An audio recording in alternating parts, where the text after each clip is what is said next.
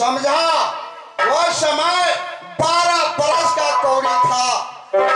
मौसा परमल को यहाँ मैंने सेनापति को पत्र में लिखकर भेजा, सेनापति तुम यहाँ से जाओ किला कलिंगर, जाकर बोल देना मौसा परमल को पृथ्वीराज ने नोटिस भेजाया है।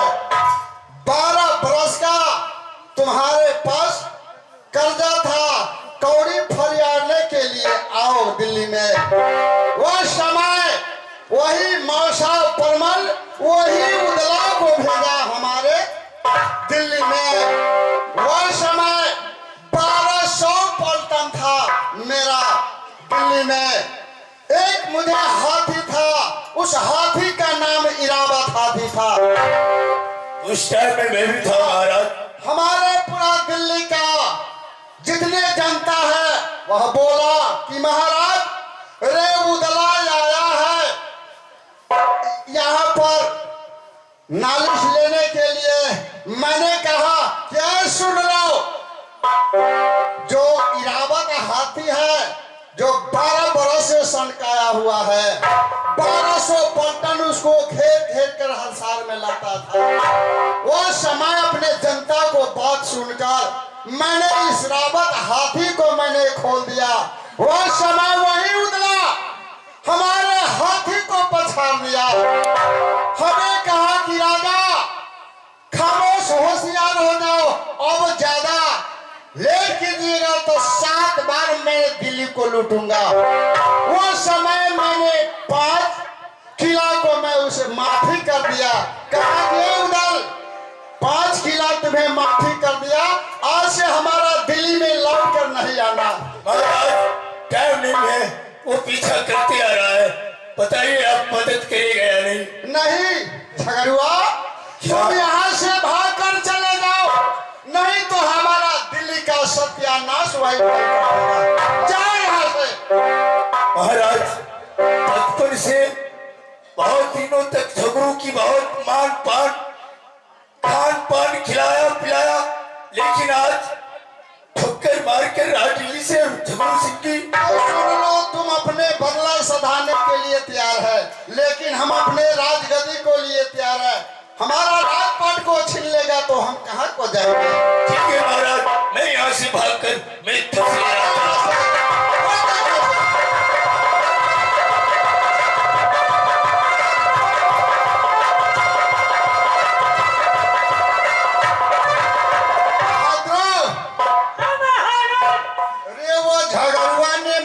मांगने के लिए हमारा दिल्ली में आया। अच्छा किया है, नहीं दिया। ये तो बताओ, जो 1 सेर आटा 1.25 सेर आटा उसको माता को मिलता था, 1.25 सेर आटा उसको मिलता था। वो समय नौकरी करता था, वो समय में हमारा हाथी को पछाड़ कर चला गया। अब वो उदल कैसा हो गया होगा? चलो हमारे साथ।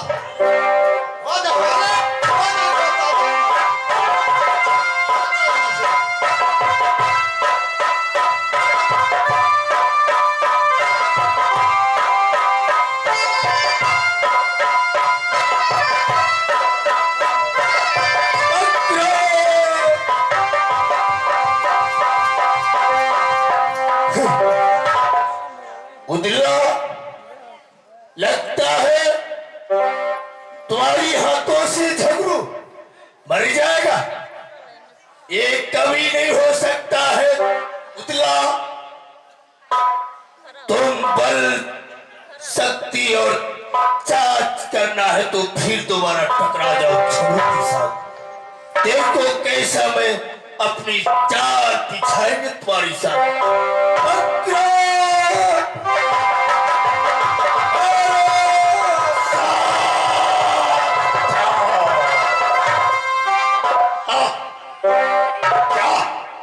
झगड़ू सिंह रन छोड़कर भाग गया। फिर ललकार रहा,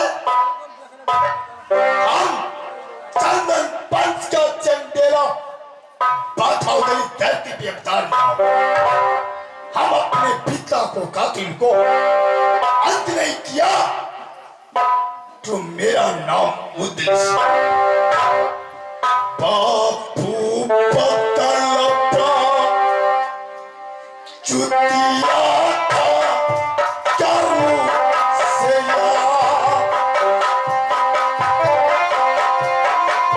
पतला येलेंगे झगड़े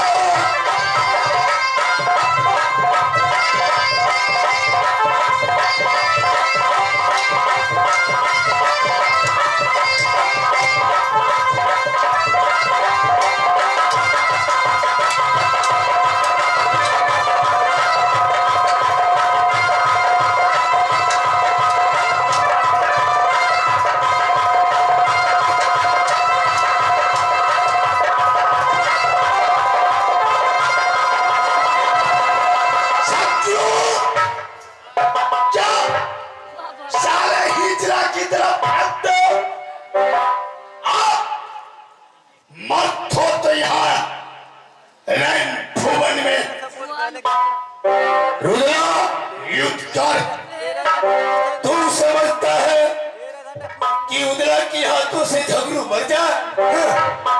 कभी कभी नहीं हो सकता है उदला। तुम जितना शक्ति हो जितना शक्ति लगा ले से झगड़ू बहुत सतरंगा चाल जानता है क्या सूर्य। हाँ जब मोहब्बत से तैयार हुआ सोरी आने के लिए तो माँ दूल्हा बताए बेटा जो भी झगड़ू को सर काटेगा पुत्र बन के रहेगा। ए माँ ऐसी वचन दिया झगड़ू सिंह को जिंदा उनका बांध बांध कर मोहब्बत। लेकिन ये झगड़ू छोड़कर देख रहा हूं समुंदर की तरफ भाग रहा। हम इसी तोप से उसे गोली मारो जिंदा हम नहीं छोड़ेंगे। झगड़ू देख रहा हूं तुम्हारा तुम समुद्र की तट पे पहुंचे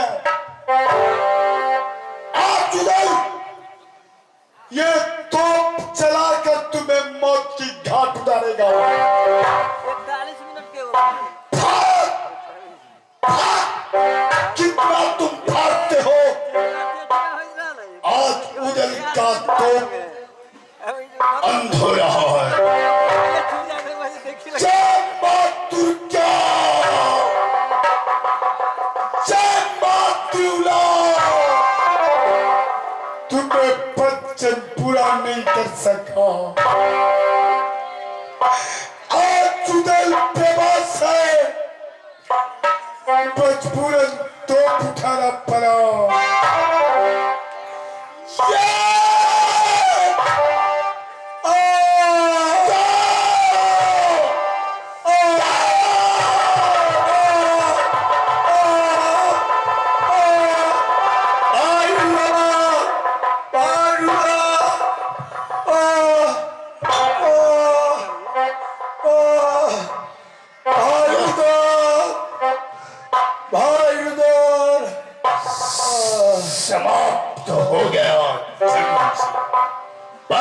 नंदन, हम अपने माँ को वचन पूरा कर नहीं सके।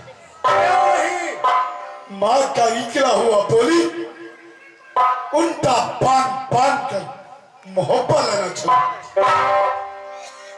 क्योंकि झगड़ू का खूनों से मेरी माँ माथे लाल कर देता। अब काम बाकी रह गया स्वर्णी, पिता को लाश बरकत गाछ में झूलता है। 41 मिनट का। चलिए बहन की पास कौन सी जगह पर मेरी पिता को लाश भर के झूलना है। बापू के लाशा होते पर के दिलेंगे छोरा, वो बापू के लाशा उतरला।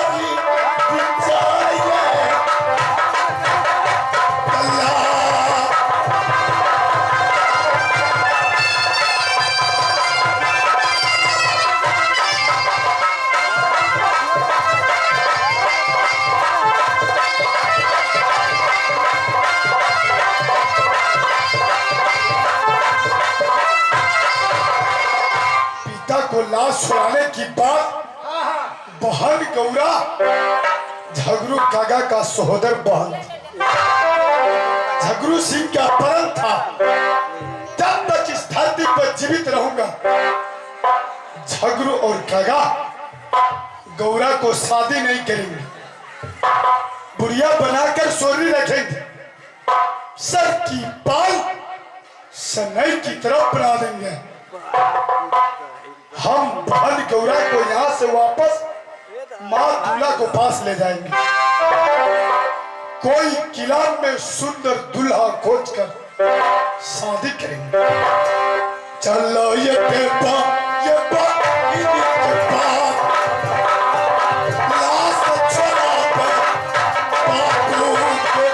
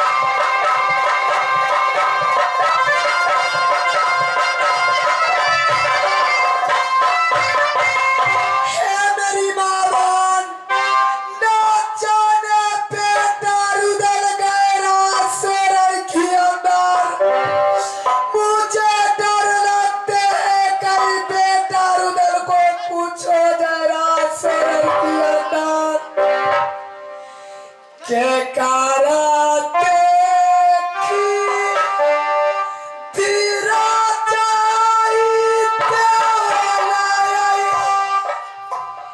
पाना बन गया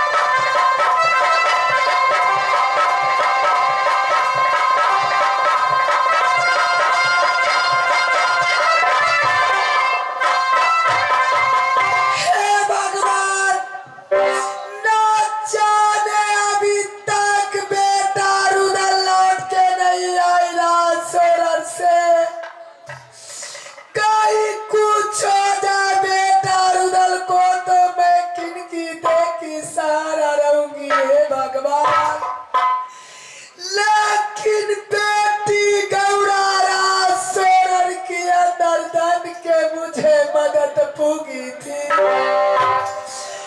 बेटी गौरा से बेटा रुदल को ना जाने मुलाकात हुए कि नहीं है भगवान।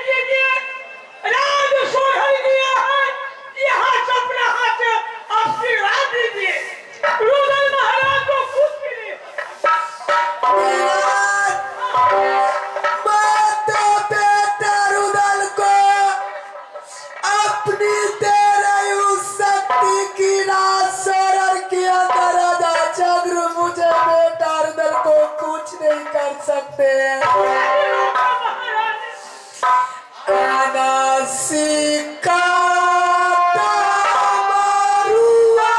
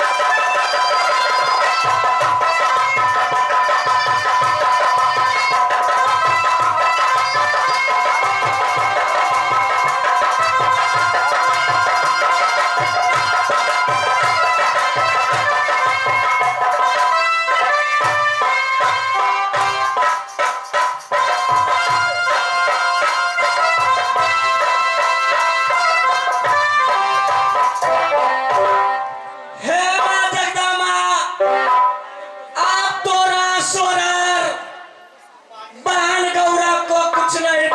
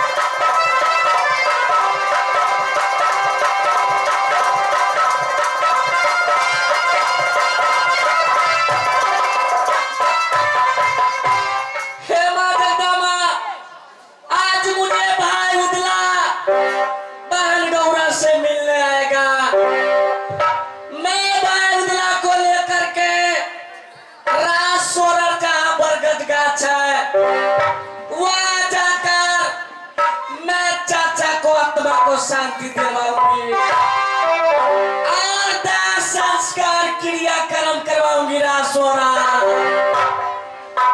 करियाई पारती कचा तू गारावई रुदला कया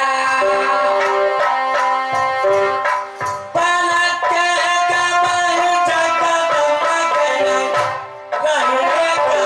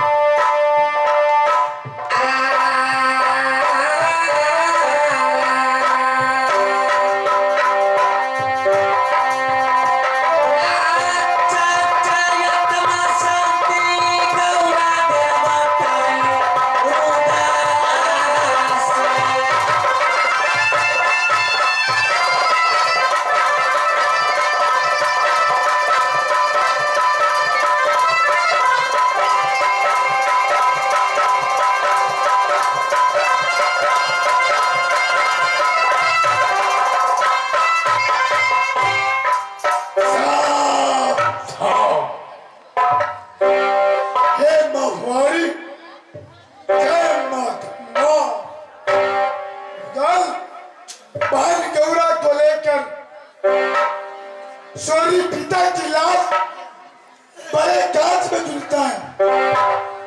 हम अपने पिता को लाश छुड़ाकर अंतिम संस्कार कर कर हम मोहब्बत करेंगे।